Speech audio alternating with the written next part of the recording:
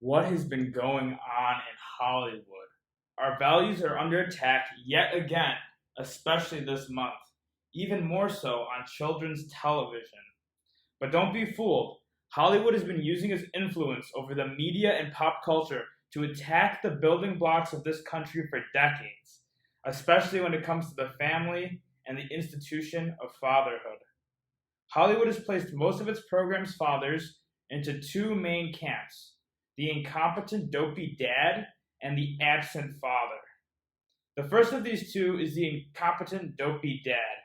This is the most obvious trend. You have Homer Simpson, Peter Griffin, Mr. Turner, Mr. Neutron, Mr. Vega, Walter Nichols from Drake and Josh. Even early Walter White from Breaking Bad was a dopey dad. This stereotype has gotten out of control. The guy I want to focus on is Jerry Smith, the dad from Rick and Morty. He's the ultimate loser of a dad, a total beta male. Both of his kids think he's pathetic. He can't find a job. His wife works while he stays at home and does nothing all day, every day. In a split-second decision, his wife divorces him because she had to choose between her dopey husband or her really mean dad. And she chose the really mean dad, Rick. The only thing Jerry has going for him is that he isn't fat and he doesn't abuse his kids. But don't worry, the other two biggest cartoon sitcoms have those bases covered. You little, I'll teach you to trick your sister.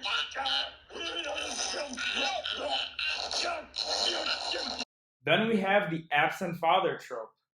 Batman, Superman, Spider-Man, Harry Potter all have dead parents. Superman's adoptive dad also dies before he becomes Superman. The Skywalkers in Star Wars, Anakin has no father when he's born, and both of his kids grow up not knowing their fascist dad. Everyone is already very familiar with these stories. They're decades old, but I want to focus on the worst offender of this story beat, a show that's getting revived right now, a show many Zoomers grew up watching, a show named iCarly. Now, iCarly has four main families. You have Carly's family, Sam's family, Freddie's family, and Gibby's family, right? Okay. So, each of these families none of them are nuclear. None of them have the traditional nuclear family. I'm going to go through them one by one. So first you have Gibby's family, the Gibson family. It's Gibby, his brother Guppy, and his single mom. Now, it's not very clear what happened to Gibby's dad, but he's not around.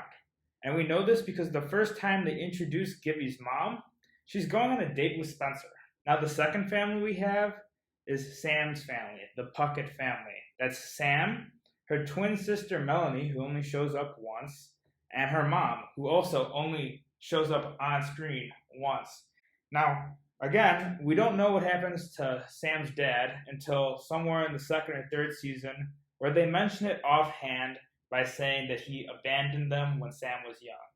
Now, this is terrible, but this is two characters in a row now where the dad is just not present in the household, and it's completely normalized and not really touched on.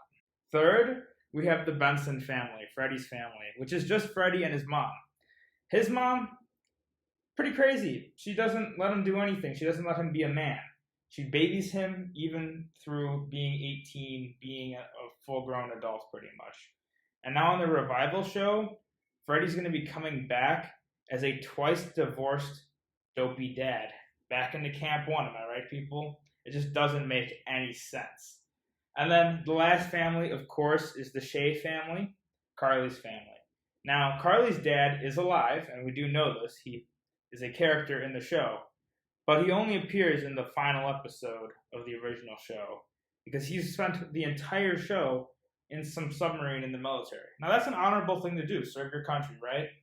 But we never even hear about Carly's mom. They don't discuss it the whole show. And the main father figure, patriarchal figure in their family is Spencer. Spencer kind of serves as the patriarch of the whole iCarly gang. He's the oldest, he's like 26, 27, but he's a complete idiot, and everyone knows it. He's an artist, sure, so he gets to be a little goofy, but he dropped out of college and he didn't tell his dad. And whenever Carly demands anything, she always gets her way. Anytime Spencer tries to be an adult and put his foot down because they're going to do something stupid, they make Spencer turn into the bad guy because he's stopping their fun. You have 4 big families for each one. Each main character has their family. None of them have a dad. This is purposeful. This was by design.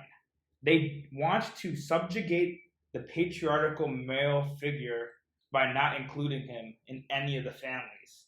Every guy that we see on this show is a dope or an idiot, or in Freddy's case, he's a smart nerd. But none of them are manly men. You don't want to have any manly men in children's television because then they might grow up to have this toxic masculinity, something that they clearly don't want. So there you have it. 4 main families and none of them have fathers. None of them represent the traditional nuclear family.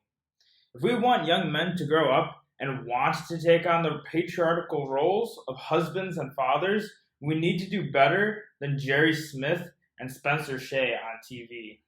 Negative portrayals of masculine role models is contributing to a decrease in men wanting to assume those roles in our society. And it creates the impression that such roles are simply not important anymore.